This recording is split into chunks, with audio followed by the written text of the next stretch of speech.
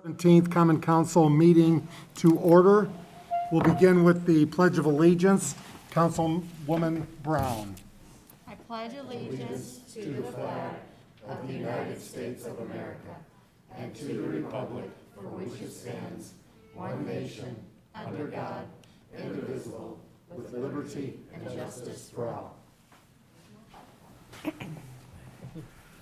I will be lowering my mask because we have sneeze guards here and we're 6 feet away so people can hear me. Roll call, clerk treasurer, deputy clerk treasurer. Lehman. Councilwoman Brown. Present. Councilwoman Ficus. Present. Councilman Vincent. Here. Councilman Galloway. Here. Councilwoman Cutler. Present. Councilman Frankie. Present. Councilwoman West. Here. All present. All present. Do I have an approval of the minutes? Before we have an approval, I do I do a correction before the, okay. I think we Well, I'll go ahead and make the motion to have approve. a motion first. Motion to approve the minutes. A second. I have a motion and a second. Councilwoman Ficus. I need to make a correction to my park board report from last meeting.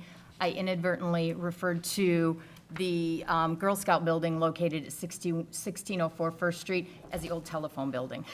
And I apologize, so just so it's clear in the minutes. Thank you.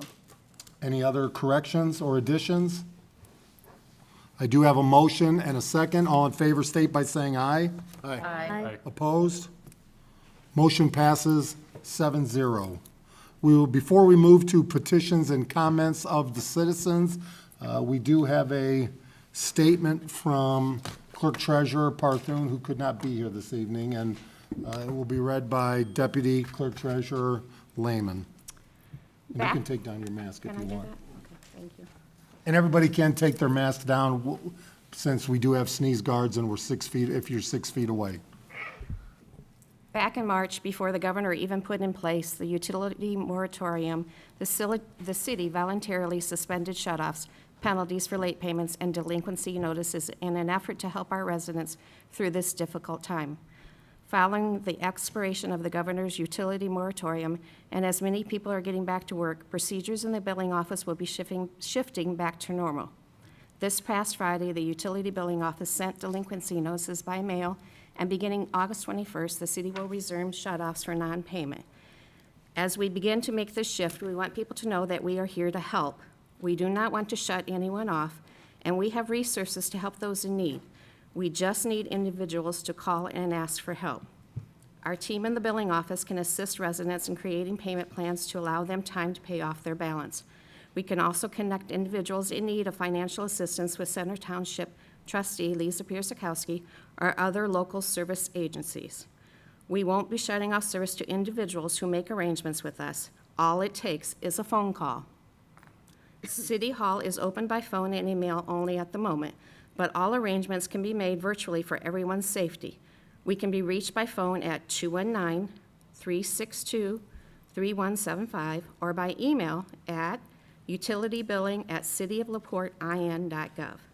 We currently have 764 delinquent accounts, owing a combined total of over $206,000. This isn't an issue that's isolated to LaPorte. Communities throughout the region, state, and country are in the same boat we are. We do not expect these individuals to pay their balance all at once. We just need them to reach out to us and make arrangements. Like we said, all it takes is a phone call. Courtney Parthun, Clerk Treasurer, City of LaPorte. Thank you. You're welcome. So now we will move to petitions and comments of citizens, and I'd like to begin with the Boardman family. Blake, if you could bring your family up, introduce yourself, state your address, and I had the opportunity of visiting these two young entrepreneurs this summer, and I'll kind of let them explain to why they are here. So Blake, if you want to introduce yourself and your address and explain to why you are here tonight. My name is Blake Boardman. This is Liam Boardman and Wyatt Boardman. We live at 1108 Ohio, right here in LaPorte. We are here because it came to my attention that lemonade stands around the nation and in Indiana, in many states, are not legal. There's only 14 states currently that they are legal in. And have already spoken with a state representative to try to get it passed here statewide, but was really hoping to get it passed here locally before then, since our government meets a lot more than the state government does. Right now, what's in the way is permitting food permits and business permits and things like that. And as we know, lemonade stands that young people run really aren't in competition to places, you know, big corporations and things like that. And it really helps foster the entrepreneurial spirit in young people. I can tell you, and they can tell you as well, that have learned so much in running their lemonade stand. They learned money, they learned social skills, they learned how to run a business, they learned what overhead was, profits. I mean, it was pretty amazing to see them day one to day three and how it progressed. So would either of you, because again, it was great lemonade, would either of you like to add what you learned this summer from your lemonade stand? No, not really. What was the best part of it? Filling people lemonade and being nice. Oh, nice. And those big tips? Selling lemonade. All right. So if you didn't know that, lemonade stands are illegal currently. And I know the health department has some jurisdiction over us locally, but I know I support them. I'm sure everybody around the table here supports lemonade stands and what it does for the kids, making a difference in our community. Are there any questions or statements? No. Thank you for bringing that to our thank you. attention, though. I had no idea. I didn't either, and Wow. I found out, actually started in Texas. Two young men were trying to raise money for their father for Father's Day, and they were shut down and fined, and at that point, Texas decided that enough was enough, and you know, young people needed to learn how to make a dollar, and you know, 13 states followed, and it would be great to see LaPorte lead the charge. Did you get shut down? We did not. We actually had county and city police show up. We were sponsored by a local business at one point. We had a car club. I mean, it was a pretty awesome event for them. Any other questions? Great. Well, there's an opportunity there for one of our council people to work with Blake. You can share your contact information after the meeting if you'd like, and whoever would like to lead that charge, it does have to come from a council person regarding lemonade stands and so forth. Can I donate $10 to the start of the next one? There you go. Thank you. All right. Thank you so much. That's very nice. All right, thank you. Have a great evening. Okay, anybody else, please raise your hand if you'd like to speak to the council and public comment. Mr. Cager, please state your name and your address. Hi, Brian Cager. First of all, I'd like to thank everyone for their hard work, and obviously LaPorte is expanding and growing, which is awesome. Obviously, we still have work to do and so forth, and we are chasing that. So that's the compliment. And the other part of my being up here is to notify you guys that the park department along Park Street planted, I don't know, 30-ish poles to stop people from driving up to the gazebo, or not the gazebo, but the building up there where you can rent it out and have parties and so forth. Lindewald Park. Yes, on Park Street, yeah, the town park. So now people are just literally driving all the way around the horseshoe arena and up still in front of the building there. So we either A, have to, you know, dig a ditch or put some more posts, because there was literally a lane, like from where cars had kept pulling up. So they said, okay, we can stop that. Well, now they're just driving all the way around the horseshoe thing. So that shows you the, I guess, the mindset of people. So, thank you. Thank you, Mr. Cager. Anybody else like to speak? Larry, come on up. We'll only charge you $5 to come up here. I need a loan, guys. Larry Pinkerton, 1612 L Street. I want to say the B-17 thing was great. I hope you all went out and looked at it. It was awesome. It was awesome. I know who runs the city. The city runs the mayors, and this council runs the city. Not the North Fork Southern. Am I loud enough? Okay. The North Fork and Southern Railroad does not run the city. Only the city has the right to close streets. Right now, there are 6 railroad crossings over the tracks: Tyler, Madison, Detroit, Tipton, Pulaski, and Boston. Perry has been closed for 15 to 20 years. I would like to say that I would still like to see Detroit Street stay open. Tipton and Pulaski, I can live with that. But what is the future of the Tyler, Madison, and Boston Street crossings? And I'd like Detroit to stay open.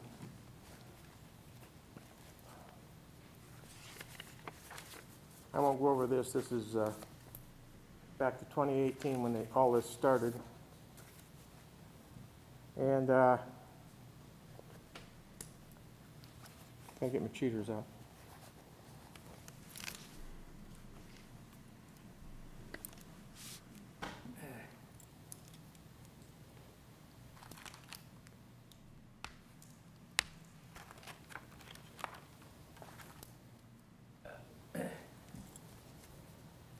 According to the, I got this from our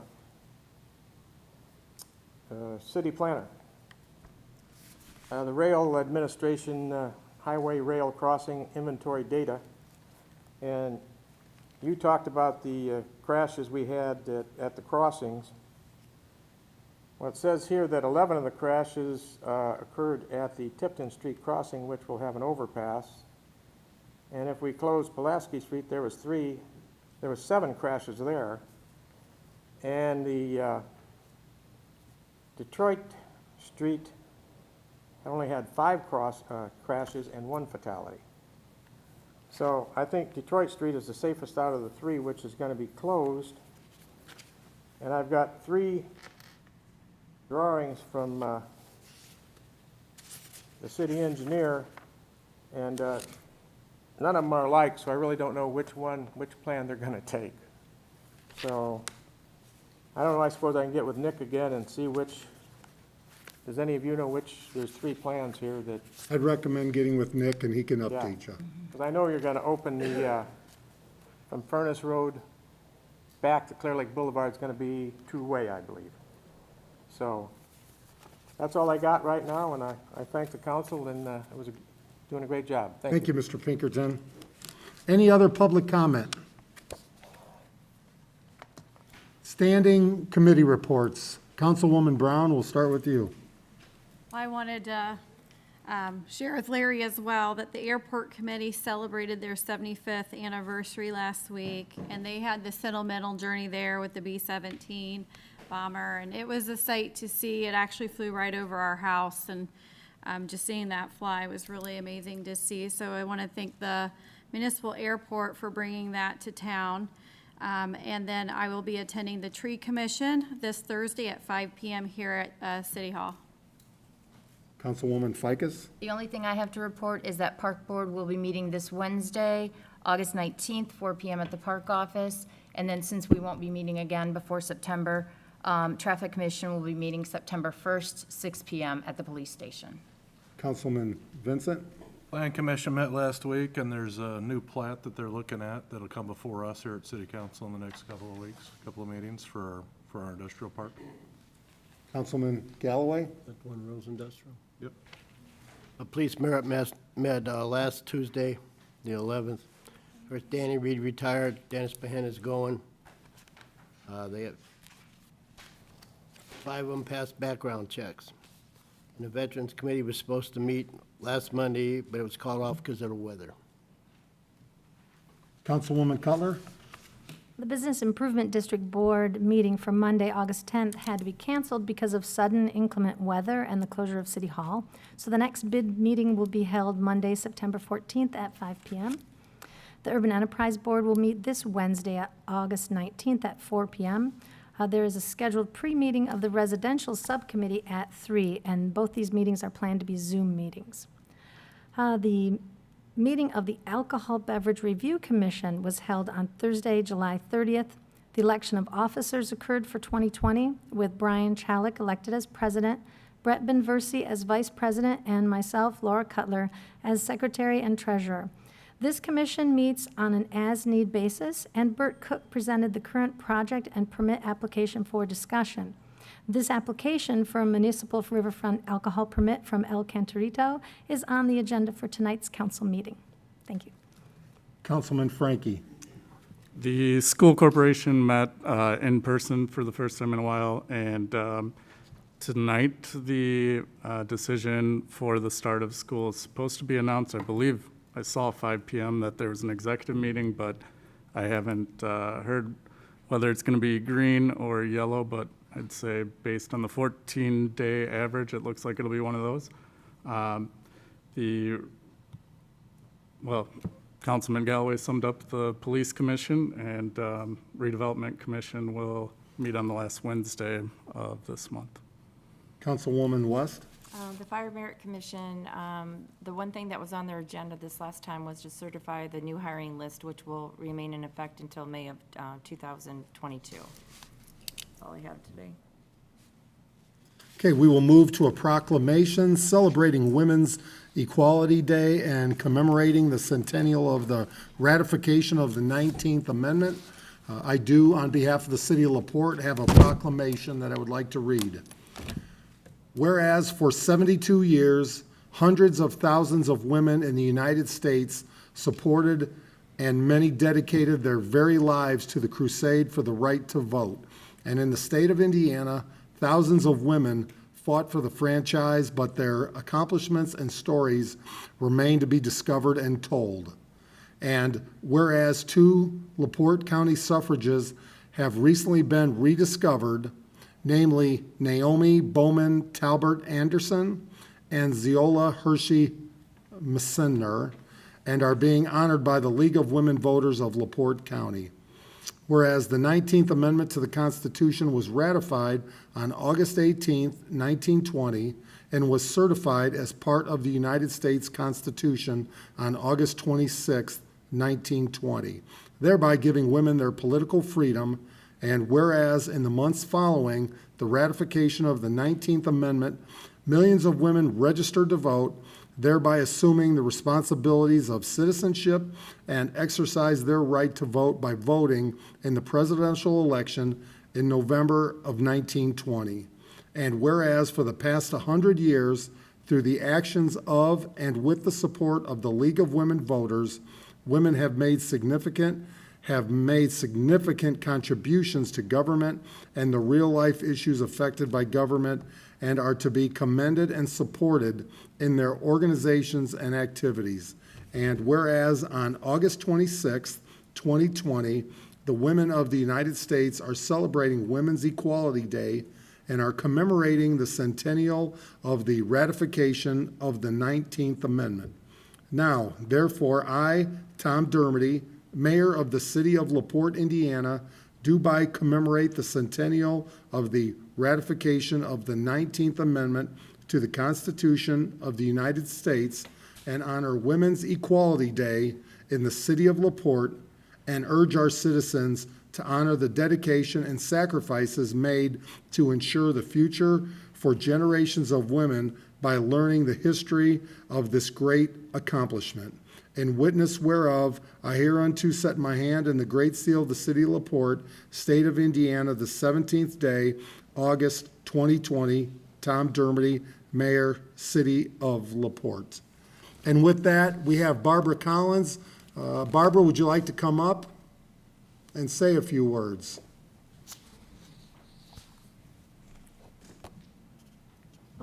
I want to thank you very much for the recognition of this event.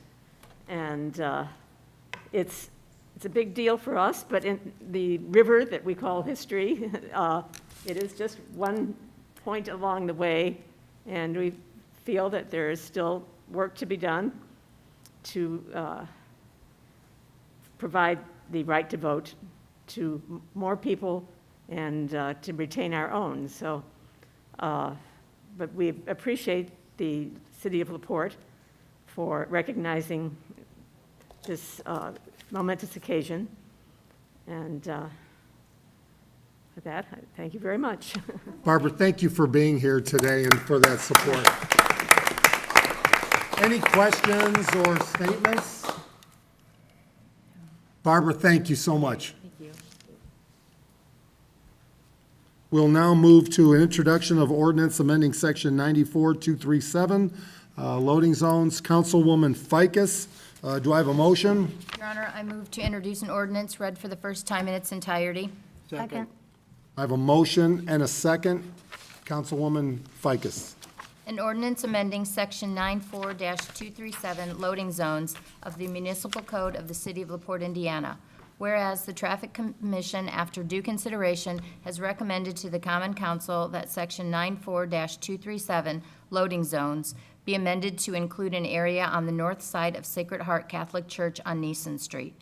Now therefore be it, and it is hereby ordained by the Common Council of the City of LaPorte, Indiana, that Section 1, that Section 94-237 loading zones of the municipal code of the City of LaPorte is hereby amended to add the following.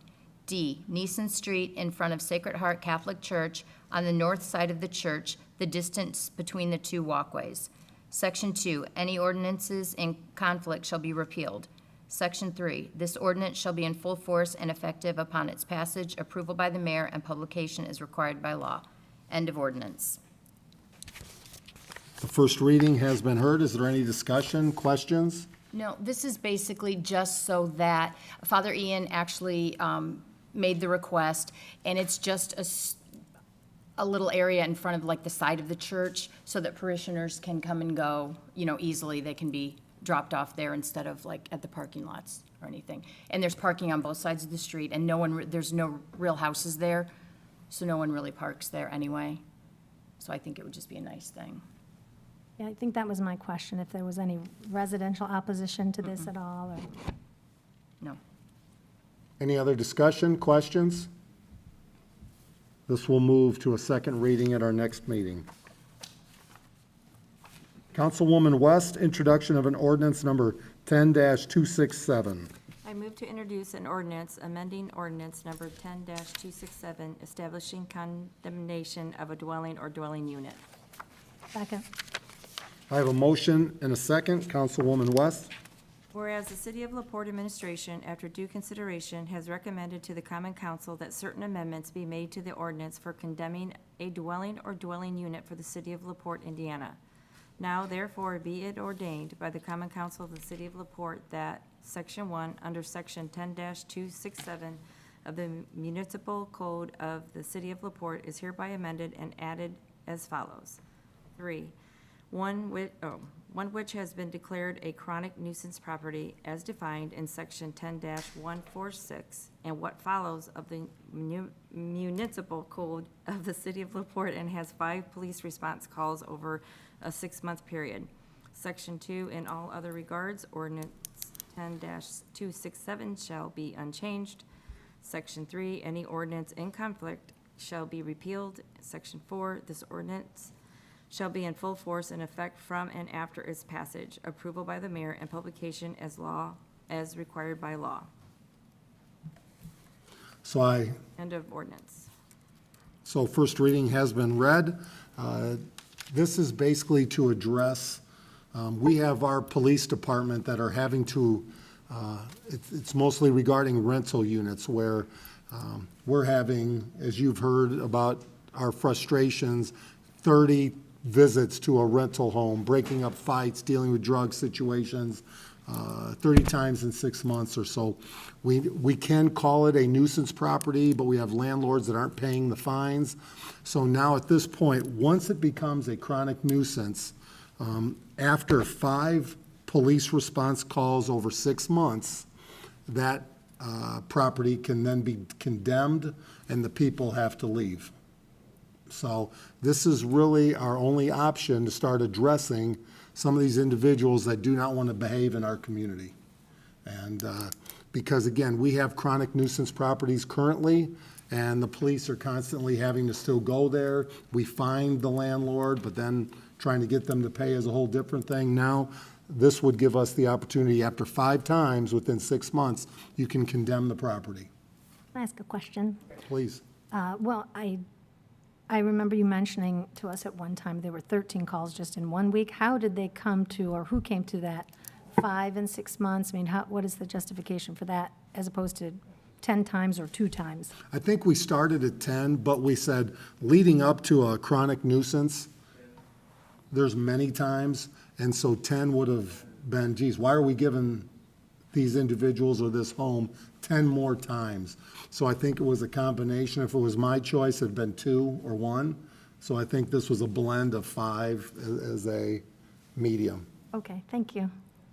Mayor, we had a nuisance ordinance. Did that say 5 in that, or something over so many? So month this is period? chronic nuisance plus an additional amount. There's only a handful of properties that I think are currently chronic. I think there's currently 4 chronic nuisance, but we have our police officers spending time every day, every weekend going. So this would say, once it's labeled as a chronic nuisance, 5 times, and the people have to have 10 days to move out. Some of the issue may be alleviated by the executive order expiring from the governor prohibiting evictions. I mean, to be fair, the landlords cannot evict people right now, or maybe that just expired, but hopefully that will allow some of the people that have, there's one person in particular that has really been a problem at one of the properties, so. I was going to say, I think 5 is being generous, because I think some of them can do 5 in a week, so. Yeah. Well, council can change that between now and the next meeting, if you'd Yeah, like. it just seemed like 5 and 6 months seemed like, gosh, Yeah, a long period of time. anyway, long period of time. You certainly can, you can revisit it, or if between the next meeting, let me know and I can make a change. Also, there's different sizes of rental properties. You have some with 2 units and some with 50 units. And so trying to strike a balance there is difficult as well. Okay. Any other questions? Hearing none, we'll move to Councilman Frankie, introduction of an ordinance establishing rules and regulations for Plaza 618. Your Honor, I move to do the first reading of an ordinance establishing rules and regulations for Plaza 618. Second. I have a motion and a second. Councilman Frankie. An ordinance establishing rules and regulations for Plaza 618, whereas Plaza 618 is a centrally located facility in downtown LaPorte. The plaza features areas to sit, relax, dine, enjoy events and entertainment, and for children to enjoy the water features. The interactive fountains, tables, benches, umbrellas are amenities for the public to enjoy at Plaza 618. Now, therefore, be it, and it is hereby ordained by the Common Council of the City of LaPorte, Indiana, Section 1, that the City of LaPorte establishes the following rules and regulations for Plaza 618. Plaza 618 is open daily from sunrise until 10 p.m. Children must have adult supervision at all times. Children who are not toilet trained must wear swim diapers. And the following activities and items are not permitted in the splash pad area: drinking splash pad water, spitting and spouting of water from the mouth, inflatable pool toys, athletic and other recreation equipment, soaps, detergents, and shampoos, water guns and water balloons, or no alcohol allowed in Plaza 618. No persons under the influence of alcohol or drugs are allowed in Plaza 618. Section 3, any person who violates any provision of this article shall be subject to a fine for each violation thereof as provided in Section 1-9 of the City of LaPorte Municipal Code. Payment of such fine shall be to the Ordinance Violations Bureau as established and provided by Section 70-1 of the City of LaPorte Municipal Code. This is actually Section 3, that was Section 2. There's a typo there. City Attorney. Section 3, This ordinance shall be in full force and effect upon its passage, approval by the mayor, and publication as required by law. End of ordinance. So this ordinance has been read for the first time. Discussion, questions? We've had a situation where adult individuals have been bathing in the plaza. Is there any reason to go ahead and just suspend the rules and vote on this again? I think these should probably already be in place. I don't know that we need to necessarily wait 2 weeks. You need a unanimous vote to do that, so if you made a So I would motion. make a motion do I to have a suspend the motion? rules. I'd second. I have a motion and a second to suspend the rules. All in favor, state by saying aye. Aye. Opposed? Motion passes 7-0.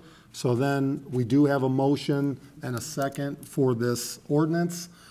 We are in discussion. Any other questions, concerns? We'll make a correction to the typographical error there. Thank you. Just, the different department heads, certainly got some input from Jerry Jackson and wastewater and stormwater and, the water department. These, soap, detergent, shampoo, human waste, that can really screw up this system because it's not designed for that. And so we certainly took their input. We looked at what other communities have done for these types of water features. And so this was what we felt like. We want this to be something that the public can enjoy, that children can enjoy, and we also don't want to be over-policing, I don't think, either. So. We want it safe, and Mr. Jackson from wastewater had made it clear what happens with the soap, with the shampoo, getting into the water system can be an issue. So, and cause problems within the water, so. Is there Any a- other questions? Yeah, is there a set of these rules so people can read them if need be? Are they right there in the I closet? think when this is passed, I don't think there'd be any issue with creating signage down there. Can I ask, would we need something also for out at Unity Park then, since that splash is up and running?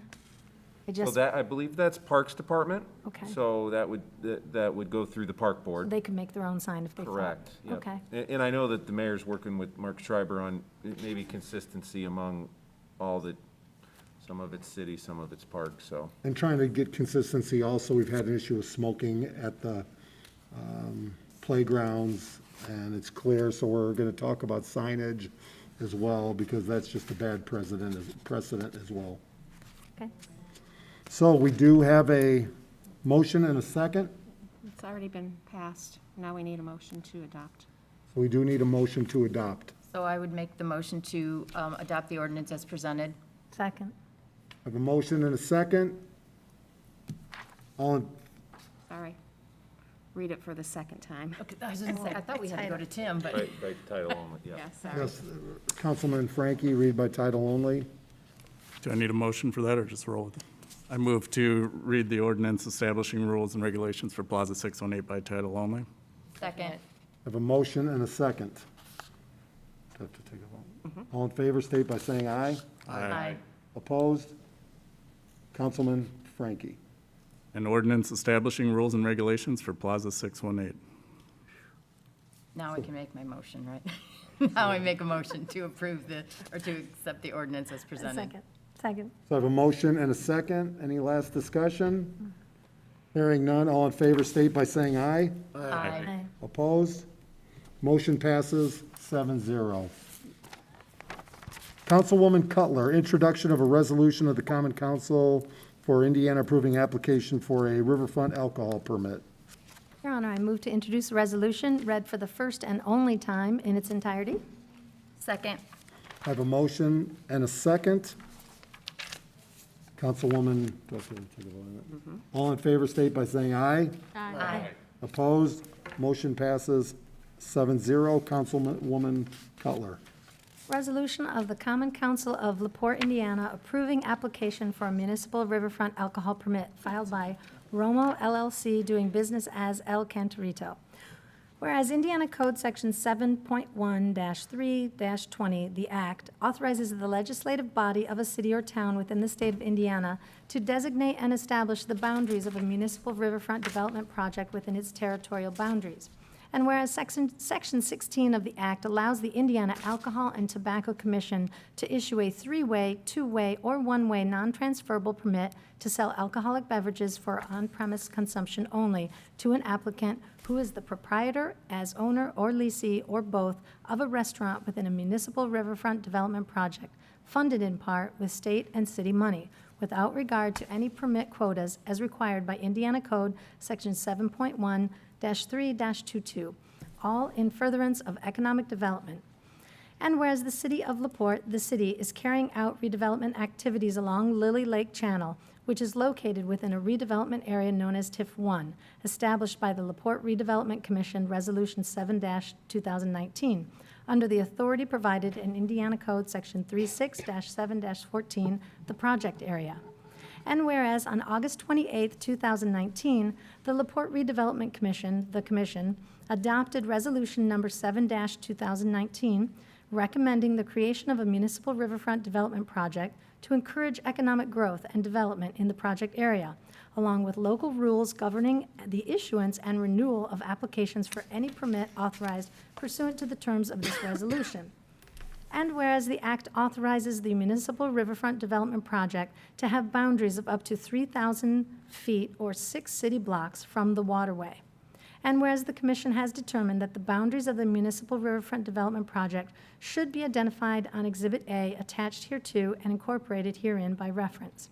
And whereas on September 16, 2019, the Common Council adopted Resolution R-20-2019, whereby the Common Council designated the area identified on Exhibit A as a municipal riverfront development project pursuant to Indiana Code Section 7.1-3-20-16 and 16.1. And whereas the Common Council thereafter establishes the LaPorte Alcohol Beverage Review Committee, LABRC, to recommend to the Common Council and Mayor applications for alcohol permits, that the LABRC will strengthen the economic vitality of the municipal riverfront district and entire community.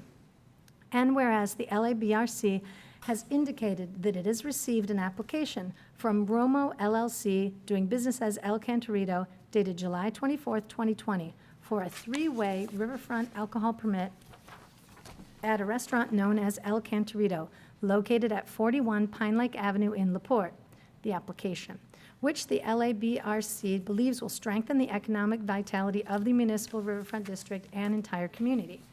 And whereas the LABRC has made a recommendation to the Common Council that the council approve the request of Romo LLC, doing business as El Cantorito, in the application, and that the mayor certify to the Indiana Alcohol and Tobacco Commission that Romo LLC, doing business as El Cantorito, has met the statutory requirements to obtain a retailer's alcohol permit for beer, wine, and liquor pursuant to the City of LaPorte's Riverfront Development Ordinance. Now therefore be it resolved by the Common Council of the City of LaPorte that 1, the request of Romo LLC, doing business as El Cantorito, for a three-way riverfront alcohol permit at a restaurant known as El Cantorito, located at 41 Pine Lake Avenue in LaPorte, is hereby approved. 2, the mayor shall certify to the Indiana Alcohol and Tobacco Commission that Romo LLC, doing business as El Cantorito, has met the statutory requirements to obtain a retailer's alcohol permit for beer, wine, and liquor pursuant to the City of LaPorte's Riverfront Development Ordinance.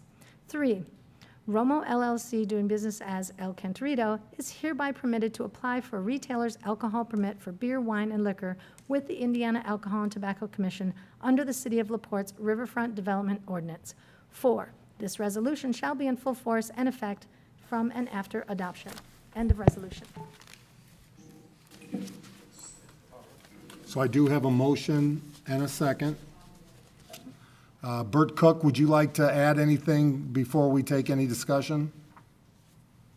Good evening, Mayor. Thank you, and good evening, Council. Bert Cook, Executive Director of the LaPorte Economic Advancement Partnership.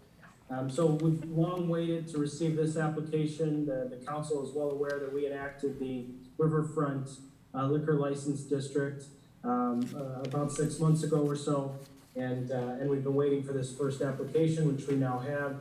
I know each of you have received the full application with all of the answers to the questions that we require. Just a couple things I would highlight on that, and what I think is by far the most important This license is for an eating establishment, for a restaurant. Everything about the district refers to the need for dining and the dining experience and how this adds to that. And El Cantorito fits perfectly into that sort of project. They've done a tremendous job in opening here. They've been in business a while. There are other locations in Michigan City and Chesterton, so they are experienced in what they're doing. And access to this liquor license will help them dramatically. And I know they're greatly looking forward to that. They have completed the entire application. They're ready to pay their administration fee, which is $2,500. If the council deems this appropriate to pass it tonight, they'll be in to do that in short order, and I'm happy to answer any other questions if you have any about either the restaurant or this process. Thank you. And I do need a motion to approve this, by the way, if I could have a motion. I'll make a motion to approve the resolution as presented. Second. I have a motion and a second. Any discussion? I thought they already had one, a license. They have a two-way license. This will give them a three-way and make Attorney Otis extremely happy. Any other discussion? Hearing none, all in favor state by saying aye. Aye. Opposed? Motion passes 3-0. Thank you, Mr. Cook. Thank you. 7-0. 1,000 Board of Works there for a minute. So other business, I would just like to tell the public we're in the middle of budget hearings. And while things are tough for residents all over due to COVID and so forth, the city is no different. Due to property tax caps on a $10 million estimated budget, we're going to be short $2.5 million due to the property tax caps estimated, and that's a direct savings to homeowners. But we will also lose an additional $500,000 to $1 million from the state because of the lack of dollars coming back to us, which means and gives us an opportunity to rethink how we're doing things. But we cannot cut. The city has done a great job of reducing. We have to rethink how we're doing things to provide the services that this community expects and wants. And so we will have further discussion as we move forward with the community. But we're looking at different ways to do things, new ways to do things.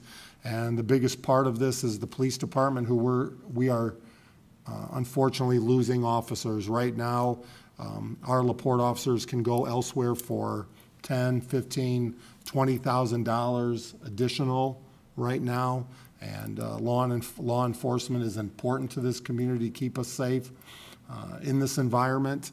And we cannot afford to continue to lose officers when our number's supposed to be at 46 and we're below 32 right now with some potential others leaving. So this is a serious issue, a serious concern, and we are looking to prioritize it and address it. Any other questions? Any other business? Hearing none, do I have a motion to adjourn? Motion to adjourn. Second. I have a motion and a second. We are adjourned.